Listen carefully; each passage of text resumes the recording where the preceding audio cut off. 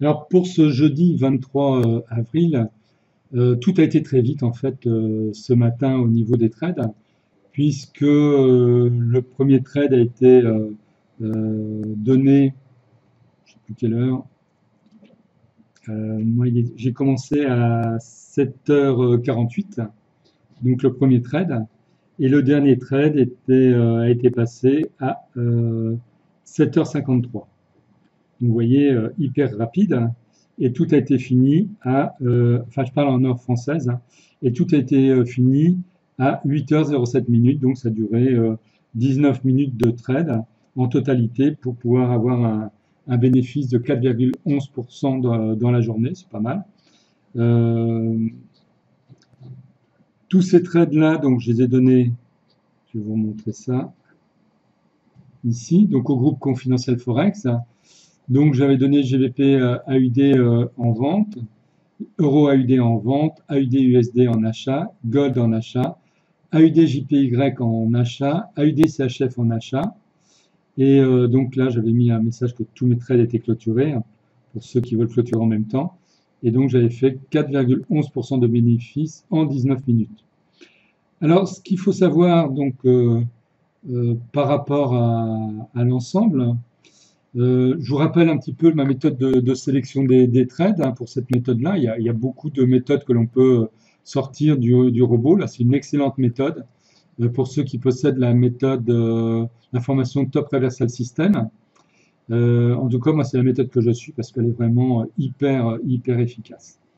Alors, ce que je fais, c'est que juste avant de démarrer mes trades, d'abord, je fais un reset au niveau des statistiques RSI et statistiques super signal, puisque je vais me servir de ces deux signaux-là pour, comment s'appelle, pour faire mes trades. Et donc, je vais regarder euh, paire par paire ce qui correspond donc au niveau du tableau des moyennes mobiles et au niveau du tableau TRS, donc la méthode Top Reversal System. Et je regarde donc exclusivement en H4. Et quand les deux petits carrés là sont de la même couleur, si c'est bleu, ça veut dire achat, si c'est rouge, ça veut dire vente. Donc là, par exemple, AUD4, c'était en achat. J'ai marqué B dans mon utilitaire Excel. AUD-CHF, c'était en achat. J'ai mis un B et c'est là que j'ai fait l'erreur. Moi, je suis parti en vente. Ça m'a fait ma seule perte de la journée, hein, avec une perte de 53 US dollars 54. Le pire, c'est que c'est pas cette perte-là, c'est que si je l'avais pris dans le bon sens, bah, j'aurais gagné beaucoup plus. Ensuite, j'ai eu AUD-JPY donc en achat. Vous voyez, AUD-JPY était en achat.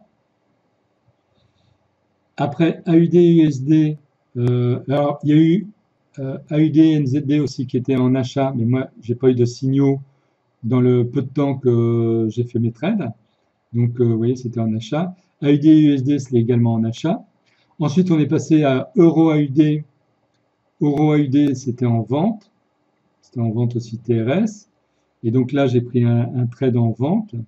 Après, j'ai eu Euro-CHF qui était en vente, Euro-JPY qui était en vente, mais j'ai pas eu de signaux dans le laps de temps que j'ai fait mes trades. J'ai eu GBP-AUD. GBP-AUD, donc c'était en vente, ici également en vente. Donc là, j'ai fait un trade. GBP-JPY, c'était en vente, mais j'ai pas fait de trade parce que j'ai pas eu de signaux. Et enfin, Gold, qui était en achat. Le Gold, donc qui se situe ici, il était en achat en H4 des moyennes mobiles. Et il était en achat pour le système TRS. Donc ensuite, je fais un reset au niveau donc des statistiques RSI et super signal. Et à partir du moment où j'ai un nouveau signal qui arrive, comme ici, par exemple là j'en ai eu un sur le DAX 30, eh bien je vais regarder s'il correspond à un des supports de ma liste, parce que de toute façon le signal qui va sortir est obligatoirement un signal donné par le RSI, un signal RSI, ou un signal par le super signal. Pourquoi? Parce que j'ai désactivé les alarmes. Il n'y a plus les colonnes des alarmes, des autres alarmes, ici.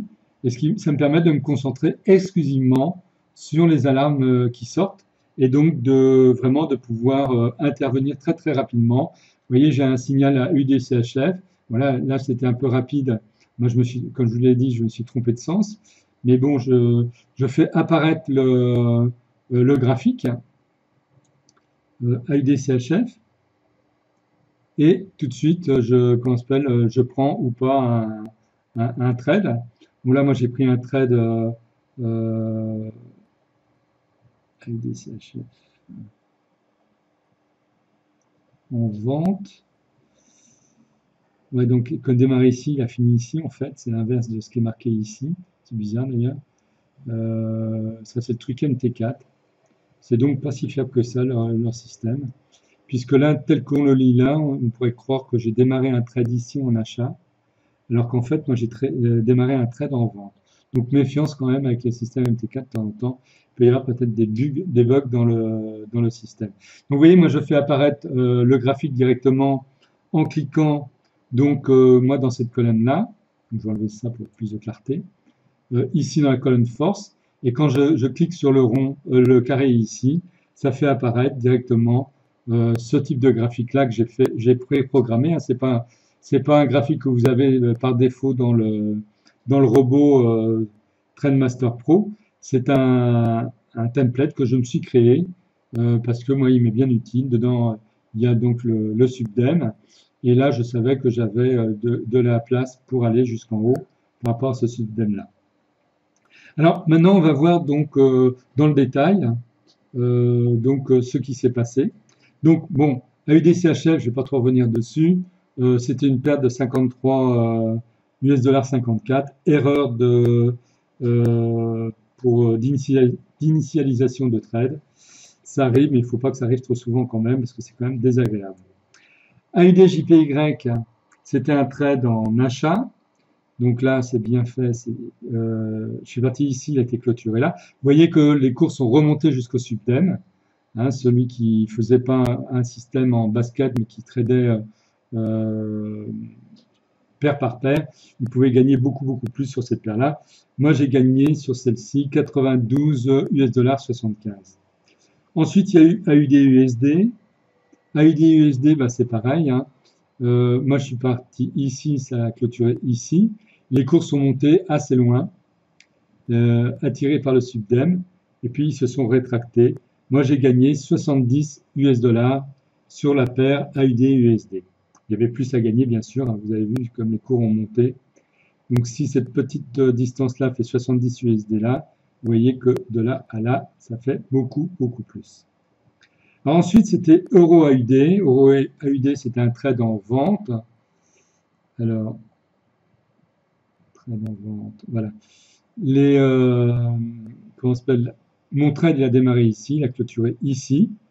Et vous voyez que ça a été largement jusqu'au subdem, ça a même dépassé, enfin, ça a été à l'intérieur du subdem, ça s'est rétracté pour arriver à peu près au niveau du haut du subdem actuellement. Donc, c'est quand même un indicateur à avoir sur son graphique. Quand on trade comme ça permet d'éviter les mauvaises surprises. Donc ça, c'est un trade qui m'a rapporté 167 US dollars 55. Ensuite, nous avons eu GBP-AUD qui était un trade en vente. Voilà, c'est pareil. Voilà. Donc là, je suis parti ici, il a clôturé là. GBP-AUD, c'est un trade qui m'a rapporté 121 US dollars 22. Et là, c'est pareil, bah, ça pouvait descendre encore beaucoup plus. Voilà, j'étais proche d'un subdem. Quoique mon subdem, il doit être mal réglé. Alors pour ceux qui ont le subdem, je vous conseille quand même de faire un petit réglage. Je vais vous montrer. Je crois que là, il n'est pas fait. Voilà. Ici, dans les propriétés de l'indicateur, vous avez Use Narrow Bands. C'est sur False. Donc là, vous le mettez sur True.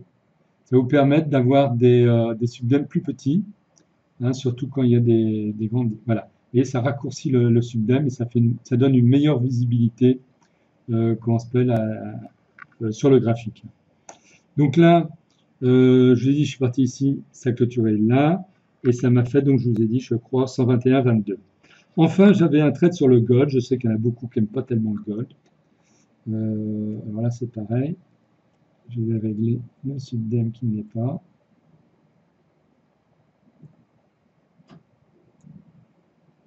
Voilà. Voilà. C'est plus clair comme ça. Alors, pour ce trade-là, je vais vous dire où j'ai démarré. Voilà. J'ai démarré ici, il a clôturé ici. Et ça m'a fait 259 US dollars. Vous voyez, cette petite montée-là, ça suffit pour faire 259 US dollars.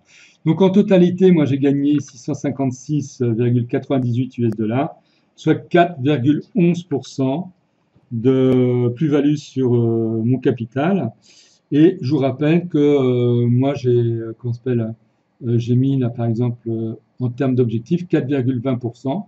Donc le robot lui a clôturé quand ça atteint 4,20%, mais le temps que ça clôture tous les trades, là il y en avait quand même pas mal, eh bien les cours avaient redescendu un petit peu, c'est pour ça que je n'ai eu que 4,11% par rapport aux 4,20% que j'avais indiqué sur mon robot. Alors je vous rappelle donc ce robot-là peut clôturer un ensemble de trades, il ne va pas clôturer des trades individuellement. Si vous avez besoin de clôturer des trades individuellement, vous utiliserez un autre robot, mais pas celui qui est intégré dans celui-ci. Moi, j'ai fait développer ce robot pour moi, et moi je trade en basket, donc tous mes trades sont gérés simultanément. Ça me permet de faire des plus-values comme ça, beaucoup plus intéressantes.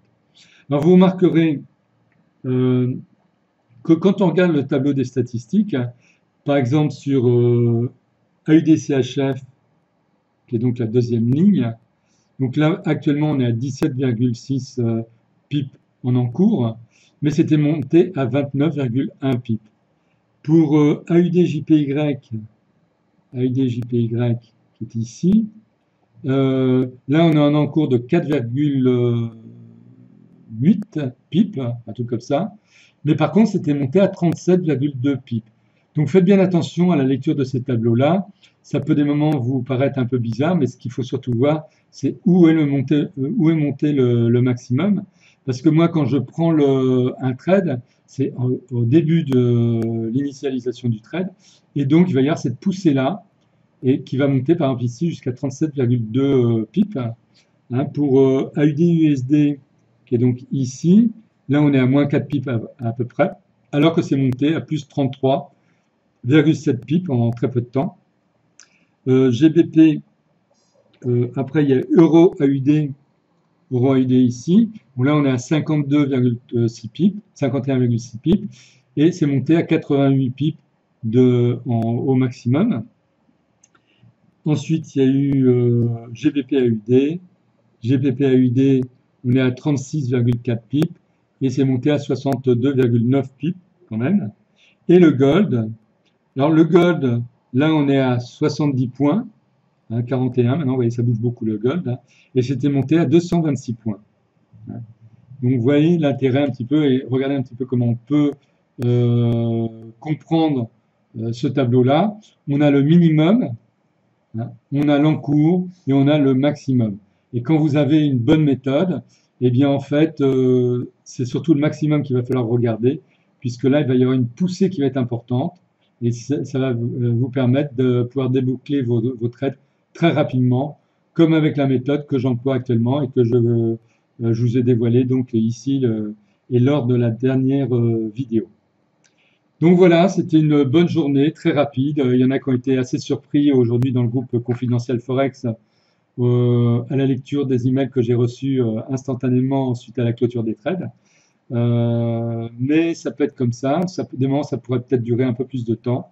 Mais ça, c'est une méthode vraiment pour ne pas durer trop longtemps devant son écran et de déboucler donc les trades avec une plus-value. Alors bien sûr, moi je mets 4 et quelques pourcents. Vous pouvez mettre moins.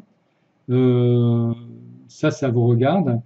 Il faut savoir que quand on est vers 3,5% par jour, je ne sais plus à combien c'était exactement, eh bien on double un capital en une journée. Je suis vraiment fatigué. En un mois. Donc moi, c'est pour ça que je mets plus de 3,5%. C'est de façon à ce que le capital puisse tourner très très rapidement en plus-value. Voilà, il ne me reste donc plus maintenant qu'à vous souhaiter d'excellents trades pour aujourd'hui et pour demain. Pour information, ma compagne elle a déjà son deuxième basket qu'elle a clôturé. Elle a presque 9% de profit et elle est en train de faire son troisième basket.